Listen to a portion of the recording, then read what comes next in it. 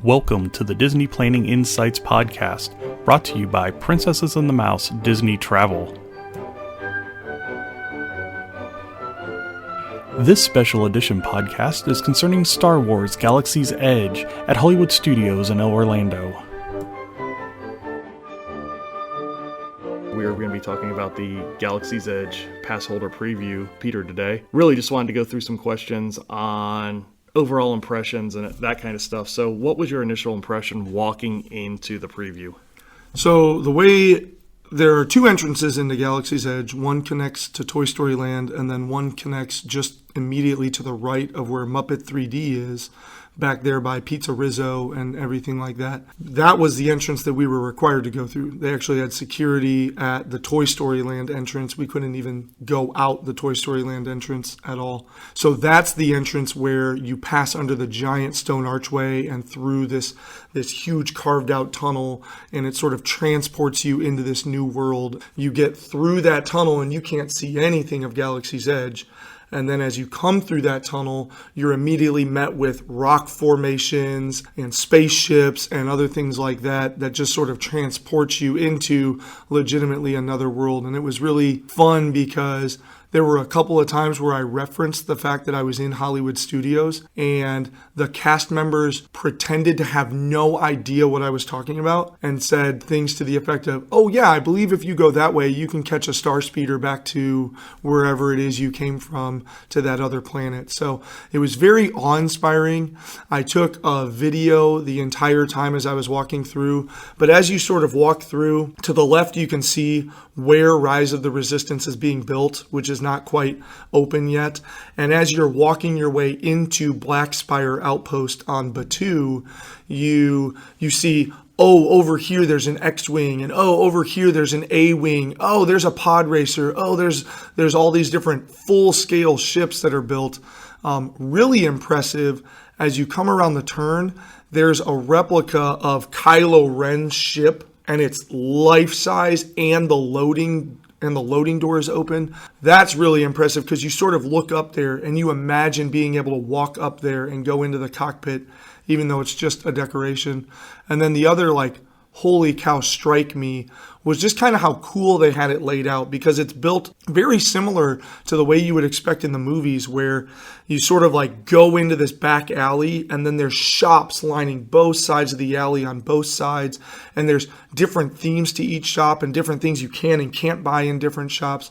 And so it was just a lot of fun to sort of transport yourself into a movie scene that had never been seen before, because Batuu is sort of an Imagineering creation of what part of the Star Wars galaxy could look like. That sounds awesome. Did you have a game plan going in? Did you have a structure or anything once you came in? Because, in some of the videos that I saw from the initial opening in California, it was very much you were herded into the area and you kind of followed the crowd. Did you have anything that, you knew you were going to do and kind of broke away to get away from the crowd early?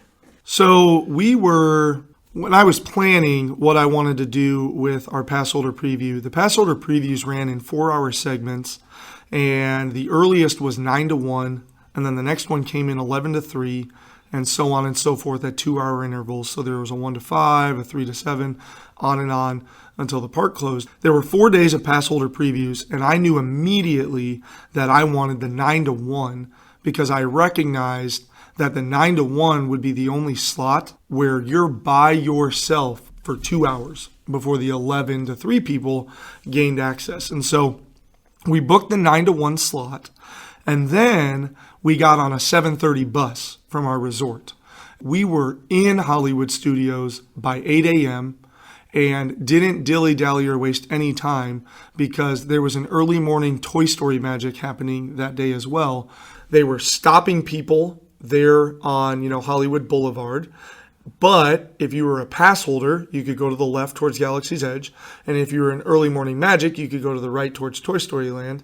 We were actually by about 8:10 standing outside of that big stone archway. And they had logged us in and we had gotten everything. We'd gotten our reservations for Savi's workshop. And we were standing there waiting in a throng of people by 8:15. And they actually started walking us in at about 8:30. So we got a bonus half hour. And so at that point, I knew we were going to see it all, and it was just a question of, when we were going to see it all. But very much so, I just kind of followed the crowd in and took the videos because I recognized that a bunch of even the 9 a.m. people weren't there yet. So the very first thing that I wanted to do was go get on Millennium Falcon because I was going to be one of the first couple hundred people to be into that ride line and be able to experience Smuggler's Run. So once we got out of Smuggler's Run, then sort of the game plan kicked in. We wanted to go do that. And so we went to Docking Bay 7 for breakfast after we got out of Millennium Falcon. And then we went over and built our lightsaber. Then we went and rode Millennium Falcon again. Then we went over to the shops and made sure to just kind of see it all. Got the blue milk and green milk, checked out what Oga's Cantina sort of looked like. Didn't actually go in because it's mostly adult-themed beverages and more of a lounge experience, and I had my 9-year-old with me, so it just didn't seem appealing to him. And yeah, so the game plan quickly got thrown out the window. I just went, well, you know what? We're here. We got this really nice advantage. Let's go get on Millennium Falcon as quick as possible. So take us through what you thought about Smuggler's Run. Smuggler's Run is a really, really fun ride. So the way that it works is, first, as you kind of weave through the queue line, it's very interactive in the same way that you would expect with any Disney experience. And so there are several cases where you're able to then catch a glimpse back outside at the huge full-scale Millennium Falcon sitting there at the ride entrance line. Then as you're moving through, you move through sort of like a droid workshop. You move through an area where a pod racer is being built. And then ultimately you get to the point where it all of a sudden seems like you've boarded the ship. And that's where the cast members sort you into colors. And so they grab 6 people and they give you a color. The first time we rode it, we were yellow. The second time we rode it, we were green. The third time we rode it, we were purple. They give you this little card, and that's when you then go into sort of the lounge area of the Millennium Falcon. They send you one of 2 ways, but both directions have a replica lounge area where you have the game board with that monster chess game that Chewbacca and C-3PO were playing. And you just sort of like lounge there until other cast members say, I'm now collecting my purple crew. And then you walk up to them and you hand them your credentials and they put you in order because there's only 6 of you. There are 2 pilots, 2 gunners, and 2 engineers. There's a right pilot and a left pilot. Same thing with gunner and engineers. But the right and left pilot are so cool because the right pilot is in charge of jumping to hyperspace and adjusting up and down in terms of the ship's direction. The left pilot is in charge of steering left and right, as well as hitting boosts to get clear of various obstacles.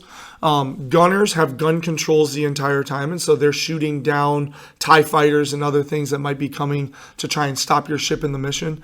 And the engineers are in charge of a couple of different things, but mainly firing a harpoon to grab a hold of the coaxium shipments that you're trying to currently steal away from the First Order. And so it's a very, very fun interactive ride. But the pilot, I would say, is sort of like the piece de la resistance. Like, you want to do that. It's a really cool, because the ship is legitimately moving. I did left pilot my first drive. Very immediately, as I was going left and right, I was like, oh my God, the ship is actually moving because it's doing what I want. And so when you get to the end, you get deducted a certain amount of points based on your performance, on how many ships you got, how many shipments you stole. Then they deduct damages, and that's your pilot's fault. So the first time we went, I think we had like 60% damage. And then the second time we went, we were fortunate enough to be pilots again. And that time we only had like 50% damage. And so you start to learn to do the controls. And so it's a really amazing ride because the ride itself is kind of similar every time in terms of the storyline. But the pilots greatly influence how the ride's going to go and how successful you're going to be. And it was funny because when we went back the second and the third time, the host of the ride I forget his name at this point. He sat there and went, "Oh, I'm surprised to see you back again after the situation that happened last time." And so he references the fact that you're back because your magic band understands that you're there. And so it was just such a cool ride, and it was so much fun. And it was not normal where I'm sharing this ride experience with like Soarin', right? You've got 30 some people on the ride. This is 6 inside of your little pod. It feels like you're there because you go through that little lounge area and then you walk into the cockpit through that door just like it happens in the movies. So it's like you're sitting there in the cockpit of the Millennium Falcon, and the screen, because you know there's a screen in front of you, but there's no disseminating where reality ends and fantasy begins on that ride. You're sitting in the cockpit and your mind believes that you're there going through it because it's so lifelike. Now, you had your 9-year-old with you. Where do you think that age range hits on the low end for kids being able to enjoy the ride and understand what they need to do? I feel like it's kind of akin to the space ride in Epcot. Yeah, it is. Mission Space, it's kind of similar to that, where in Mission Space, you're in the simulator and you push the buttons, but you have so much more room on this ride because Mission Space, you're like shoved into a little cubicle. And you feel very claustrophobic, and that's one of their ride warnings is if you feel claustrophobic, don't do this ride. This was very, very spacious. I would say, though, like my 9-year-old piloted twice. He was right pilot once and left pilot the other time. And he understood it enough to know what he was doing. He knew how to pull the light speed booster down and push the buttons and things like that. But I also have a 4-year-old that's technically tall enough for the ride. And when we go back in October and ride this, if we are fortunate enough to get pilot, I'll make sure that my daughter, since there will be 4 of us, I'll make sure my daughter slides to the gunner position because then she just has to push a button. I would say you want your kids to be 9, 10 years old in order to do and fulfill the piloting area. But I would definitely also say that if you have younger kids, just maybe request at that sorting cast member that you go back to gunner or you go back to engineer, because then the experience is push this button at this time, push this button at this time. You kind of have to articulate your body to the left or the right because your control panels are on the side and not in front of you. Younger kids could still enjoy the experience and maybe never push their buttons because it doesn't really influence. That override happens in the same way as Mission Space does. If you have a younger kid who doesn't understand, definitely don't put him at pilot. But the system will override a lot of the other things. Moving on to the lightsaber building process. Take me through that. That was remarkable. So, first of all, you get sticker shocked because it's $200 plus tax. So I think immediately before I even stepped in, I was out like $212 something, right? You're sitting there going, oh my gosh, I hope this is worth it. You go in and you check into the area, and it's kind of fun because it's kind of out of the way. And so the idea is that there's a rebel resistance working in the shadows of Black Spire Outpost, which is a first order controlled region of space. And that's evidenced by the fact that there are stormtrooper patrols everywhere. There are 2 to 3 stormtrooper patrols, and you will see them every couple of minutes. Savi's is kind of shoved off to the corner. It's so cool when you get there because everybody starts talking in code a little bit. Like, oh, I see you're here to take a look at our space junk. And then you get to the counter and you choose one of 4 build varieties. And so you can check those online if you're getting ready to do those. But my son chose the Elemental build kit. And my friend who also took part in the build, he chose the Peace and Order build kit. And so once you take that build kit, they then give you a pin specific to that build kit. And so immediately right off the bat, you get a collector's edition pin that you're not going to get anywhere else in the park. And you put that on. And then they sort of put you into a courtyard and they show you the gist of building a lightsaber and get you accustomed to the idea of what you're going to experience once you're in there.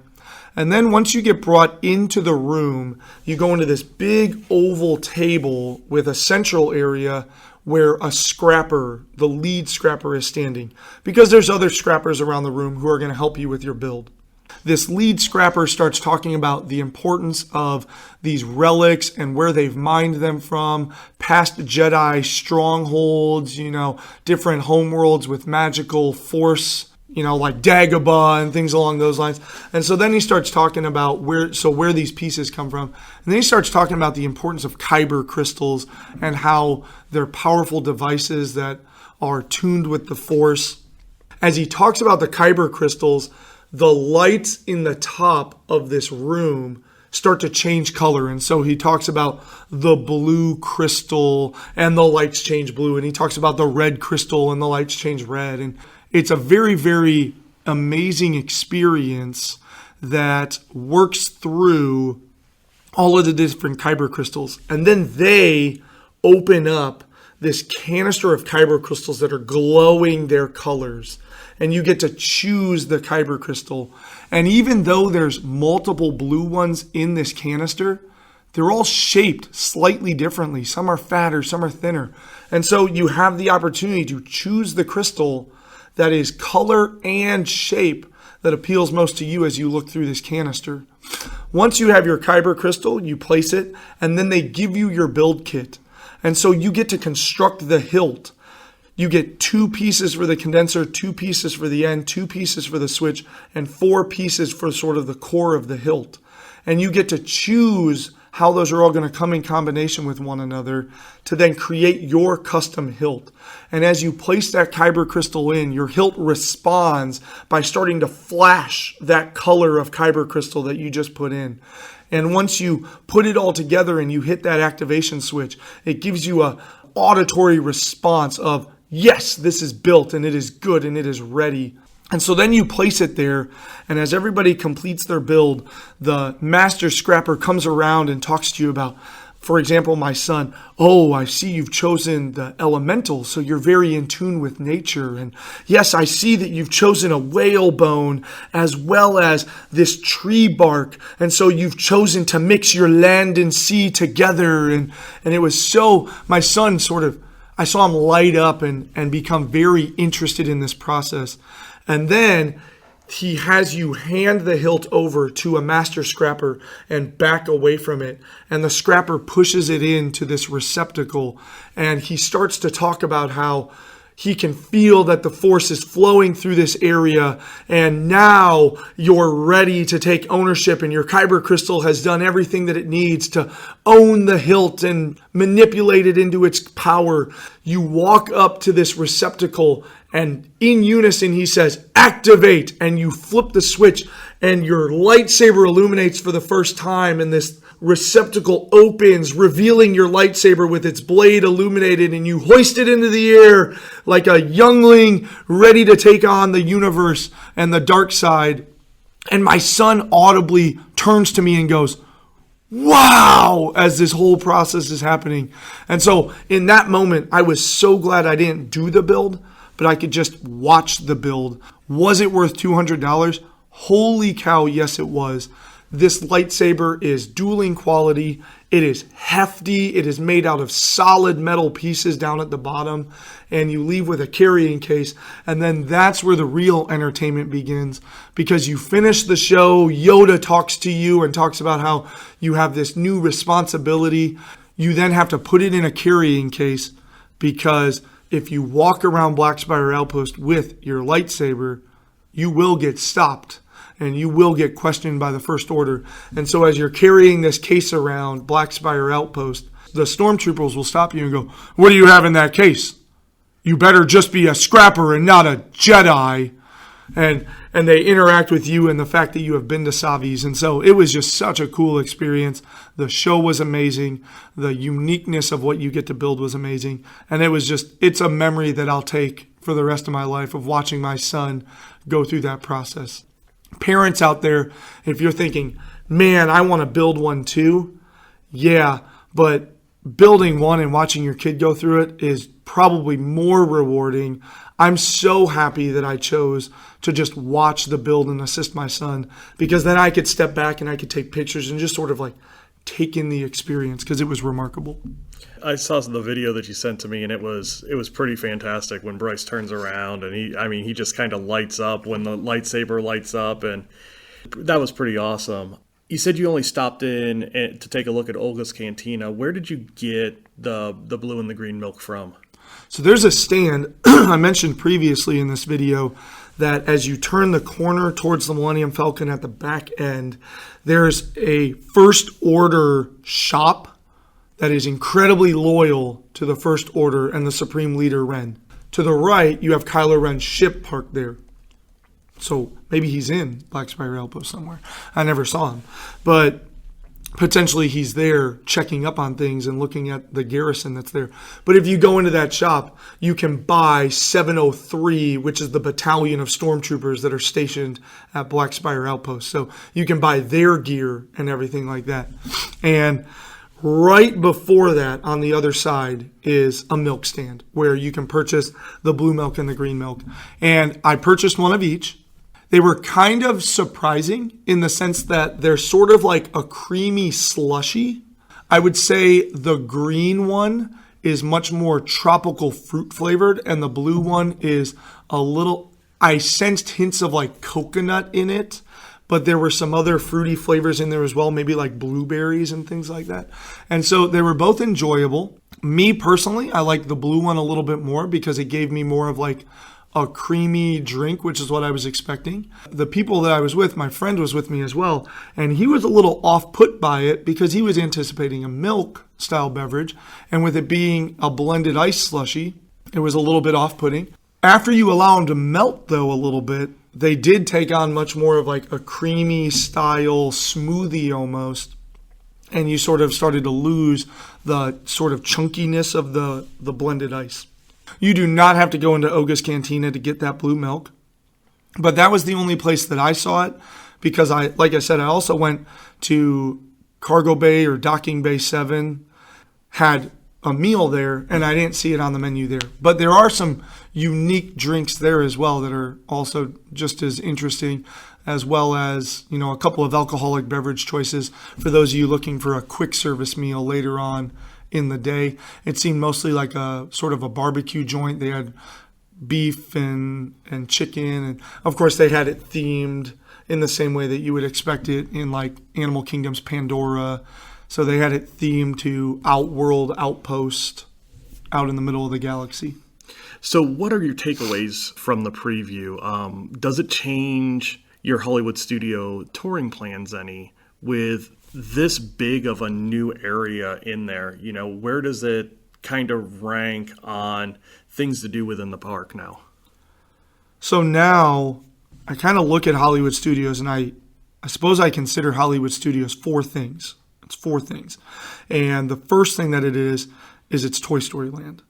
And then the second thing that it is the area where you sort of have all the different streets of Hollywood, right? So you take the street and you head up to Tower of Terror and Rock and Roller Coaster, and however long the Lightning McQueen Racing Academy is going to occupy that back building that just seems to be sort of a revolving door of attractions. Then you have the shows, right? So you can go to Hollywood Studios, never step on a ride, and have an amazing day. Indiana Jones, Beauty and the Beast stage show, the Frozen Ever After comedy show is just a great experience.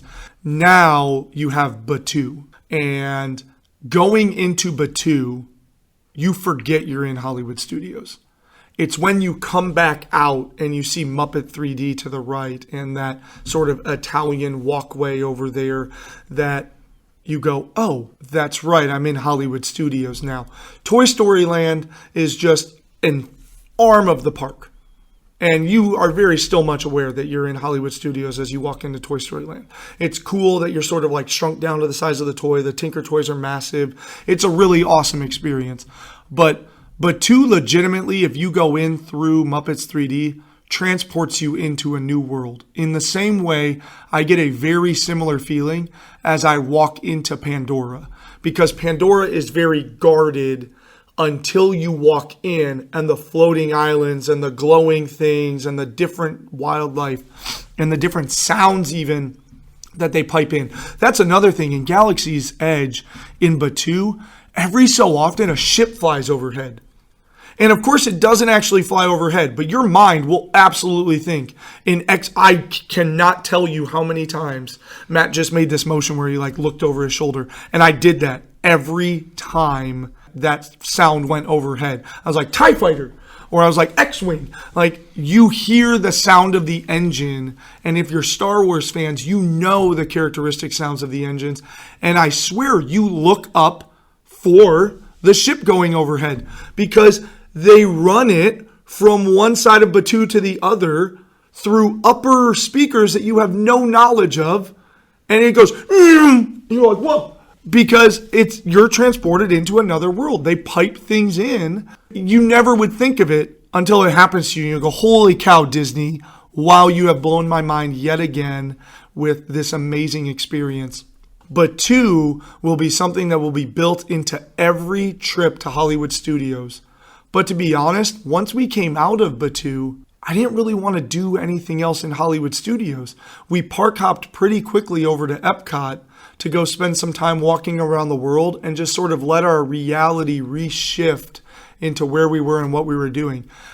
I'm not saying I wouldn't, because when I go back in the fall, I'm going to hit early morning Batuu, and then I'm going to make all of my fast passes for my shows and my Toy Story Mania and all that other great stuff. But I could also see people just going to Batuu and then leaving the park, because you need a moment to reshift your reality and go, oh, that's right. I'm in Disney. I'm in Florida. I'm not in this outworld outpost being controlled by the First Order. If you let the whimsy and experience of the park take over you and let yourself experience it in the true way that Disney had intended. Because yes, you could also lock your mind into a sort of a fixed mindset that, well, I'm on vacation, I'm in Disney, they're showing me this thing. But if you let yourself get swept away, you'll forget where you really are.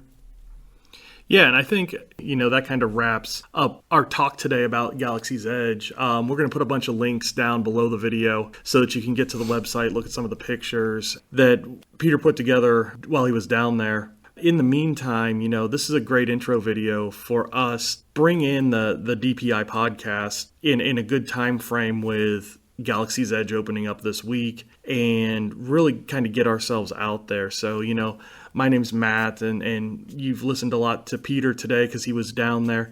But over the next probably 100 and some episodes, we're going to go through a lot of different things on, just getting around the parks and what does it take to plan your vacations around the parks. So, stay with us. Subscribe to the channel. We're going to have a lot of videos coming out here probably in the next month or so, just to start getting you into the feeling of how is this podcast going to go? Where are we going? How are we going to talk about things and really get you in the mood to start planning your Disney vacation? So thank you for your time today. And always, like I said, subscribe and check out the links below. Turn your Disney dream into a magical Disney vacation with Princesses and the Mouse Disney Travel.